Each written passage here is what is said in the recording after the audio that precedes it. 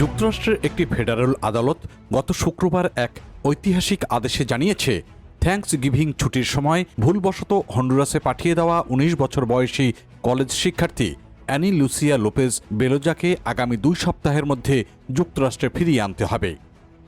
বোস্টনের district জজ Richard স্টার্নস এই আদেশ জারি করেন, যেখানে ফেব্রুয়ারি মাসের শেষ নাগাদ তাকে ফিরিয়ে আনার সময়সীমা বেঁধে দেওয়া হয়েছে। ম্যাসাচুসেটসের ব্যাবসন কলেজের প্রথম বর্ষের শিক্ষার্থী অ্যানি গত ২০ নভেম্বর বোস্টন বিমানবন্দর থেকে টেক্সাসে নিজের বাড়িতে যাওয়ার সময় আটক হন তিনি। ২ দিন পরেই তাকে হন্ডুরাসে পাঠিয়ে দেওয়া হয়। ট্রাম্প প্রশাসন পরবর্তীতে ভুলবশত তাকে বহিষ্কারের বিষয়টি স্বীকার করলেও তাকে ফিরিয়ে আনার বিষয়ে কোনো কার্যকর পদক্ষেপ নেয়নি।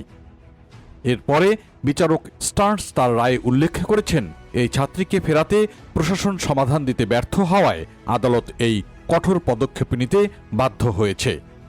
বিচারক তার পর্যবেক্ষণে আরও বলেছেন, কোনো ব্যক্তির আইনি অধিকার এবং বহিষ্কারের বৈধতা নির্ধারণ করার দায়িত্ব আদালতের, প্রশাসনের নয়। অ্যানির আইনজীবী টড পোমারলো এই রায়কে স্বাগত জানিয়ে বলেছেন, অ্যানি একজন অত্যন্ত ধৈর্যশীল এবং মেধাবী তরুণী।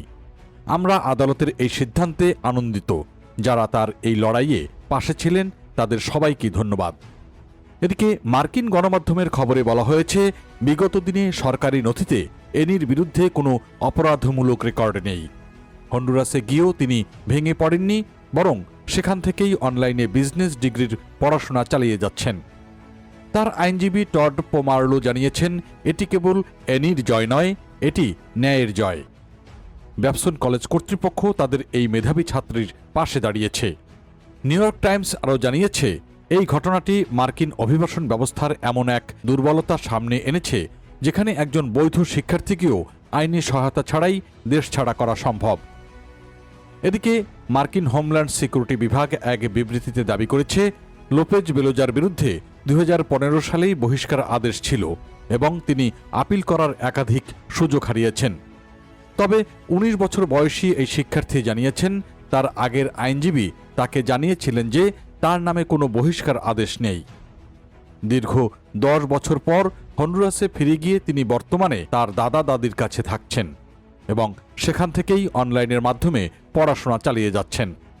দ্য নিউ ইয়র্ক টাইমস এবং এপি নিউজের প্রতিবেদন অনুযায়ী ব্যাবসন কলেজ কর্তৃপক্ষ তাদের এই মেধাবী ছাত্রীকে সব ধরনের একাডেমিক সহায়তা দেওয়ার প্রতিশ্রুতি দিয়েছে।